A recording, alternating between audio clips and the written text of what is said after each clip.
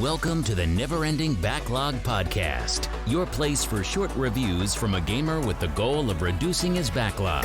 From adventures to sandboxes, join our host as we walk through a collection of unplayed treasures. Now, let's take a look at the featured game of this episode of the Never Ending Backlog. Hello everybody, welcome to the Never Ending Backlog podcast. I am your host, Zach. And this week we're going to do something a little different. This is actually going to apply to last week when we were going to do something for Halloween themed. However, what we're going to do is we're going to play horror and scary games, ones that I've never played or ones that I've played very limited, and I must have just moved on for some reason that I just don't remember.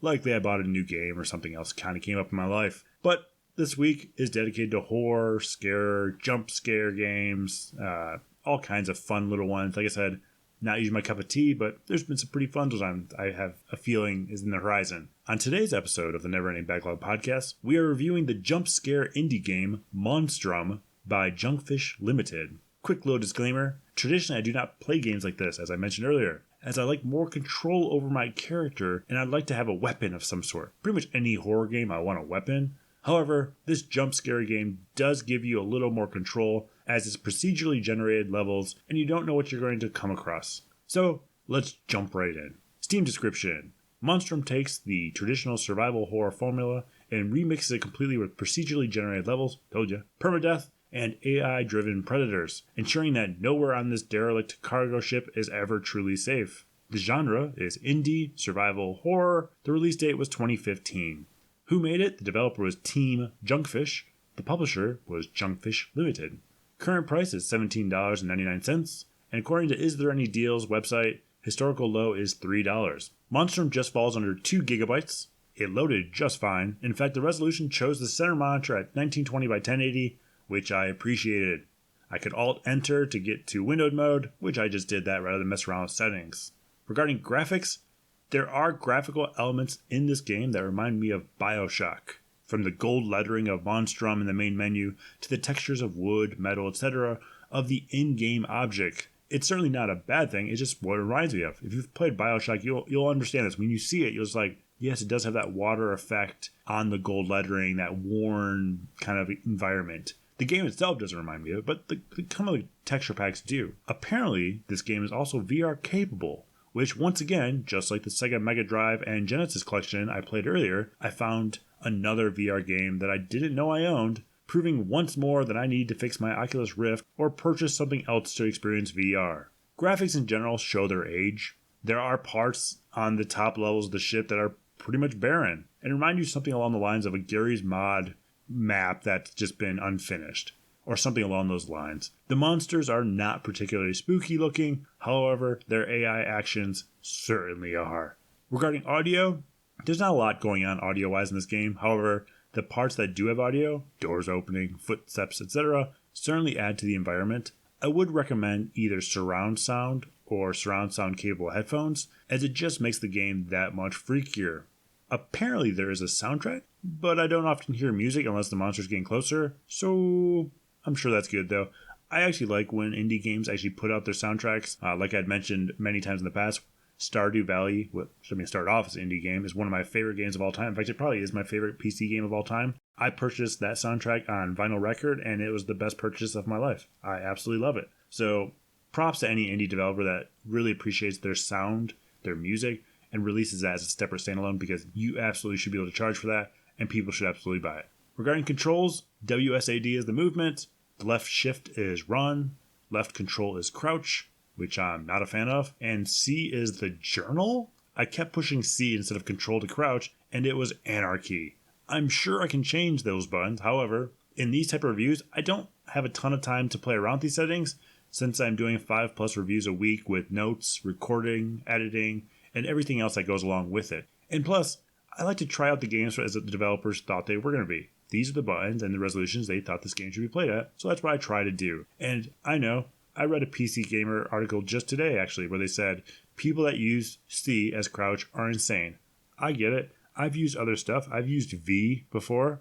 I'm not just a C kind of guy. But if control is going to be crouch, that's fine. Then don't make C anything. And also, why is C journal? Is it supposed to be character? It's just weird. Anyway, You can use a controller as it says, which makes sense because it is compatible with VR, but since I'm playing this on a PC, I chose keyboard for this playthrough. Regarding gameplay, your character wakes up on a ship with no recollection of how you actually got there. You must find a way to escape the large ship, as there are monsters on it that want to kill you. Well, a monster on it that wants to kill you, but it changes every time you play the game. Essentially, it's a game of hide and seek, and it's freaking terrifying. Total jump scare worthy. Difficulty? This game is brutal. Beyond the jump scares, which will happen constantly, the game is general as hard. There are multiple ways, vehicles, to escape the ship. There's a helicopter, a raft, a submarine, all this good jazz, and you have to find parts to repair each vehicle. The difficult comes from a few different aspects of it. It's not just that. First of all, the monster is always trying to kill you. I guess that's what monsters do. So you have to be careful of your surroundings and make sure you are hiding, locking doors, etc. Terrifying. There are around 4 items necessary for each vehicle, and they are all available in the ship, randomly placed. So you might be like, oh, I want to do the submarine. That's fine. But you might get all the parts for your helicopter. You're like, oh, fine, I'll do the helicopter. And then you start finding raft parts. You're like, come on. And they're all randomly placed. Frustrating. For some of the items, there are more than they need. So you could come across 4 gas tanks and you only need 1, but there's still 4 of them. So you have to choose, well, do I need more? Do I not need more? So on and so forth. Clever. And the ship is massive. There are dozens of corridors, what seems like hundreds of doors. Some require fuses to open, etc. And overall, it's a huge map. Like, I'm not, exaggerating this. There are multiple levels. It is like the size of an actual cargo ship. It's massive. In the end, I have never beaten this game. I have also seen multiple reviews. I recommend checking out Markiplier, Markiplier. I've seen him around a few times. He makes horror videos on game throughs, and it is hilarious. He's on YouTube. He does a great job showcasing just how difficult and jump scare worthy this game is. Plus, great voice, super funny guy. Achievements. There are 16 achievements available. I have earned none, which is perfectly acceptable since I am terrible at this game, and I prefer not to be rewarded for my mundane playability. Pros. It's simple to understand the game. You find parts to escape and you avoid being killed. That's pretty much it. There are a lot of notes and items to collect, which is cool to learn about the lore of the game. There is definitely like a storyline. You pick up these notes and you start learning about what happened. And it offers plenty of jump scare moments if you like that type of game. For cons, it offers plenty of jump scare moments, which I don't like that type of game. Multiplayer would have been fun. I believe Monstrum 2 is having multiplayer, so that'll be fun. I imagine the game will be similar to the phrase, you don't have to be the fastest person outrunning the bear. You just need to be faster than the slowest person. It's true. Control mapping is kind of odd. The C for the journal just seems weird. Like I mentioned, I have no doubt I could change it. I just don't understand why it's C. Please explain it to me. Regarding tips. Now, like I said, this week's all about jump scare games. So my tip for this game is if you don't like jump scare games, which I don't, then I would recommend a few things. 1, turn on the lights. Makes it great. 2, don't use headphones. 3, use a keyboard and mouse. It feels less immersive and allows you to feel like you're not actually in a game. It's just a game. 4, turn on background music that is calming. Yeah, just something calming. That's nice. 5, run, just run everywhere. Don't keep looking back. If you hear a noise, then just hang out and wait for it to pass.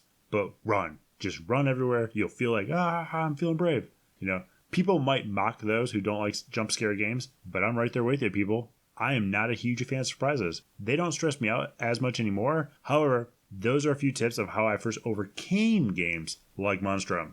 Would I recommend this game? If you like jump scare games, then I absolutely recommend this. The developer is active in the community, and although it's a game that shows its age, though it's not that old, and it looks like older than most 2015 games, it still runs smoothly, and I didn't experience any game-breaking bugs.